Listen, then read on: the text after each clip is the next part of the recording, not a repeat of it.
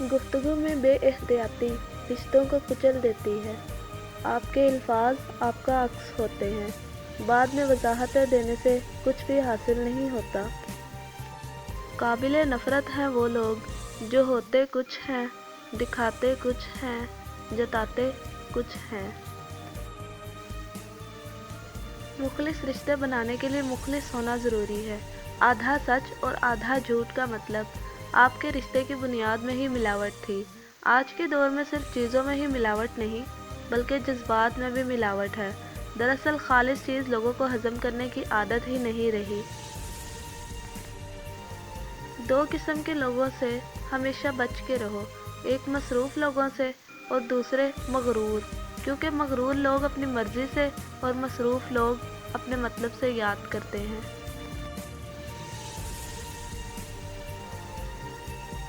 علم یہ نہیں کہ بات کتنی گہری ہے اور الفاظ کتنے مشکل ہیں، علم یہ ہے کہ بات کتنی ضروری ہے اور الفاظ کتنے سادہ ہیں۔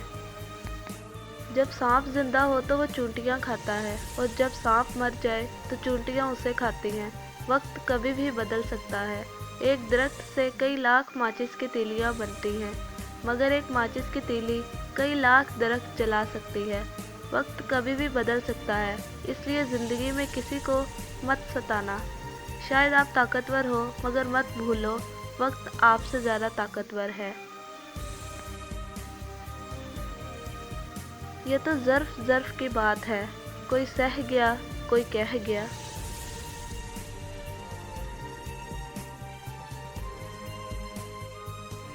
چپ سے بڑی بد دعا کوئی نہیں ہوتی۔ جب بندہ بولتا ہے تو قدرت خاموش رہتی ہے اور جب بندہ خاموش ہو جاتا ہے تو قدرت انتقام لیتی ہے اور اس کا انتقام بہت برا ہوتا ہے۔ مایوس بالکل نہ ہوں کیونکہ زندگی کہیں سے بھی شروع ہو سکتی ہے۔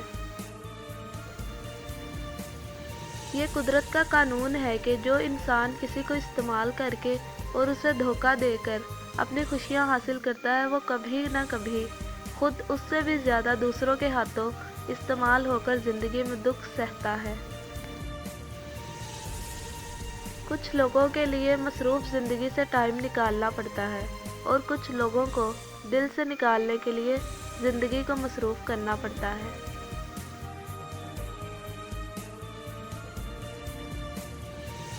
گھڑی کی ٹک ٹک کو معمولی نہ سمجھو، زندگی کے درخت پر کلہاڑی کے وار ہے۔